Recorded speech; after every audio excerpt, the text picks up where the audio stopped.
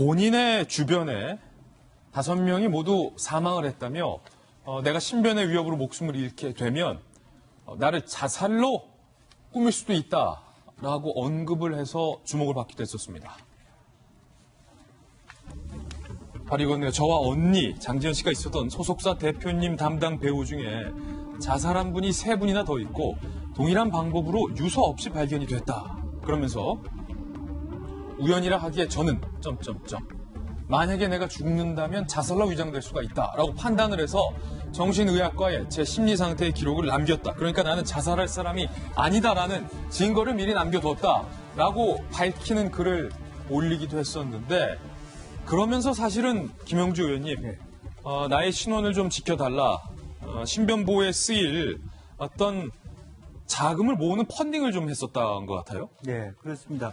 좀 지금 크라우드 펀딩 사이트에 고펀더미라고 하는 것이 윤지호는 중요한 정의님의 보호가 필요하다라고 하는 것으로 한 20만 달러, 즉 2억 2,800만 원에 해당되는 모금을 하고 있는 것으로 보고 또 국세청에 고유 번호증도 발급받았습니다. 말하자면 이제 비영리 단체로 시상에 비치를 하는데 그것은 5대 범죄에 들지 않은 사각지대에 있는 피해자들을 위해서 또 그러한 사람들 자기와 같이 피해 다녀야 될 사람들의 경호 비용을 위해서 쓰겠다라고 하는 공식이 있고요.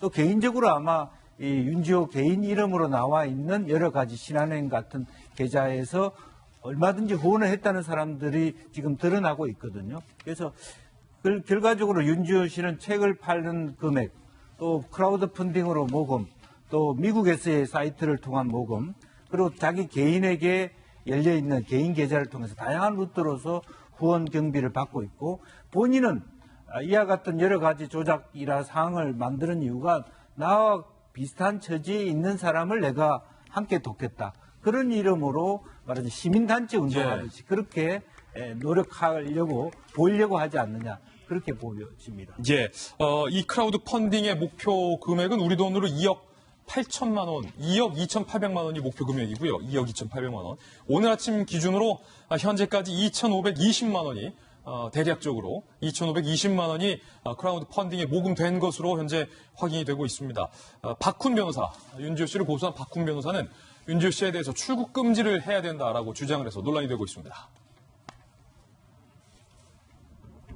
박훈, 윤지호가 출국하면 미제 사건 될 가능성이 크다. 출국 금지시켜야 된다.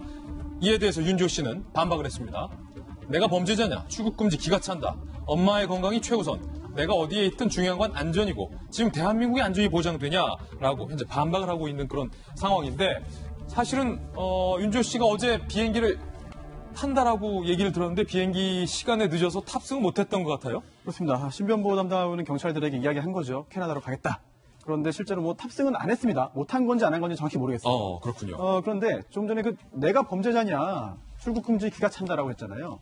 물론 저게 반은 맞고 반은 틀려요. 그래요? 왜냐하면 출국 금지라는 게 출입국 관리법에 규정이 있거든요. 그런데 형사 재판을 지금 받는 중이거나 아니면은 뭐 이 징역형 금고형 집행이 안 끝난 경우에는 출국이 금지될 수 있습니다. 법무부 장관이 하는 거죠. 그런데 그렇지 않고 수사 과정에도 출국 금지 될 수 있어요. 예. 그래서 법무부 장관이요 범죄 수사에 위해서 출국이 적당하지 아니하다고 인정하면 그럴 때는 출국 금지 조치를 취할 수가 있는 것이거든요. 게다가 아직까지 아주 초반 단계이기도 하고 또 수사기관이 어떤 판단을 내릴지도 모르지만 일단 고소는 된 상태입니다.